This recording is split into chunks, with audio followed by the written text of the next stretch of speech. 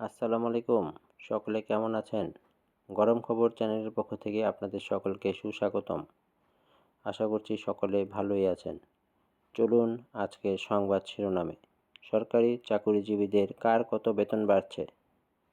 সর্বোচ্চ ৭,৮০০ ও সর্বনিম্ন ৪,০০০ টাকা বেতন বাড়বে সরকারি চাকুরিজীবীদের। বিস্তারিত সংবাদে যাচ্ছি। তার আগে আমার চ্যানেলটি সাবস্ক্রাইব করার এবং ভিডিওটিতে লাইক দেওয়ার অনুরোধ করছি। এবারই প্রথম গ্রেড অনুযায়ী সরকারি কর্মচারীদের মহার্ঘ ভাতা দেওয়া হবে।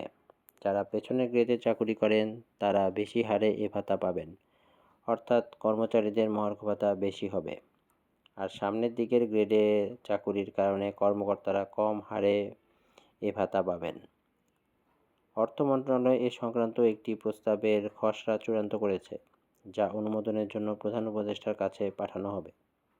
প্রস্তাব অনুযায়ী প্রথম থেকে তৃতীয় গ্রেড মহার্ঘ ভাতা পাবেন মূল বেতনের 10%, চতুর্থ থেকে দশম গ্রেড পাবেন মূল বেতনের 20%, 11 থেকে 20তম গ্রেড পাবেন মূল বেতনের 25%। সর্বনিম্ন বেতন বৃদ্ধি হচ্ছে 4,000 টাকা। সর্বোচ্চ বেতন বাড়বে 7,800 টাকা। কোনো চাকুরিজীবী 4,000 টাকার কম মহার্ঘ ভাতা পাবেন না। তবে মহার্ঘ ভাতা কার্যকর হওয়ার পর আর বহাল থাকবে না আগের সরকারের দেওয়া 5% বিশেষ প্রণোদনা সুবিধাটি। অর্থ মন্ত্রণালয়ের কর্মকর্তারা সংবাদ মাধ্যমকে এসব তথ্য জানিয়েছেন। পেনশনভোগরত কর্মকর্তা-কর্মচারীরাও মহার্ঘ ভাতা পাবেন বলে জানানো হয়েছে। সবকিছু ঠিক থাকলে ফেব্রুয়ারি মাসের বেতনের সঙ্গেই মহার্ঘ ভাতা দেওয়ার প্রস্তাব রয়েছে অর্থ মন্ত্রণালয়ের। অর্থ মন্ত্রণালয়ের কর্মকর্তারা আরও জানান, রাজস্ব খাতে ব্যয় কমিয়ে রাখা খুবই কঠিন, কাজেই সব কিছু উন্নয়ন বাজেটের উপর গিয়ে পড়বে। উন্নয়ন বাজেট কমানো হবে, সেই অর্থ দিয়েই বর্ধিত বেতন ভাতা দেওয়া হবে। বৃহস্পতিবার এ অর্থবছরই মহার্ঘ ভাতা দেওয়ার বিষয়টি নিশ্চিত করেছেন জনপ্রশাসন মন্ত্রণালয়ের সিনিয়র সচিব ডক্টর মুখলেছুর রহমান। তিনি জানিয়েছেন, আগামী 30 জুনের মধ্যেই কর্মচারীদের জন্য মহার্ঘ ভাতা ঘোষণা করা হবে। তবে কত শতাংশ মহার্ঘ ভাতা ঘোষণা করা হবে সে বিষয়ে কিছু জানাননি জনপ্রশাসন সচিব। জানা গেছে, সরকারি কর্মচারীদের সর্বশেষ পে স্কেল দেওয়া হয় 2015 সালে।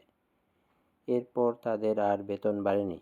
চাকুরিজীবীদের দৈনন্দিন খরচ বেড়ে যাওয়ায় মূল বেতনের সঙ্গে নির্দিষ্ট হারে মহার্ঘ ভাতার সিদ্ধান্ত নিয়েছে সরকার। জনপ্রশাসন মন্ত্রণালয়ের তথ্য অনুযায়ী সরকারের বিভিন্ন মন্ত্রণালয়, বিভাগ, অধিদপ্তর, দপ্তর, কর্পোরেশন ও স্বায়ত্তশাসিত প্রতিষ্ঠানে প্রায় 14 লাখ কর্মচারী কর্মরত রয়েছেন।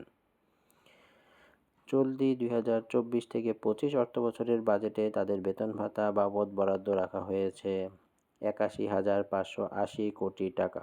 বাজেটে মহার্ঘ ভাতার কোনো বরাদ্দ নেই। তবে কমিটির সুপারিশের ভিত্তিতে এ হার চূড়ান্ত করে পরিচালন বাজেটের অন্য খাতের সাথে সমন্বয় করা হবে। তো ভিডিওটি কেমন লাগলো? আশা করি ভিডিওটি ভালো লেগেছে। ভালো লাগলে অবশ্যই চ্যানেলটি সাবস্ক্রাইব করবেন এবং ভিডিওটিতে লাইক দিবেন। ভালো থাকবেন। আসসালামু আলাইকুম। আল্লাহ হাফেজ।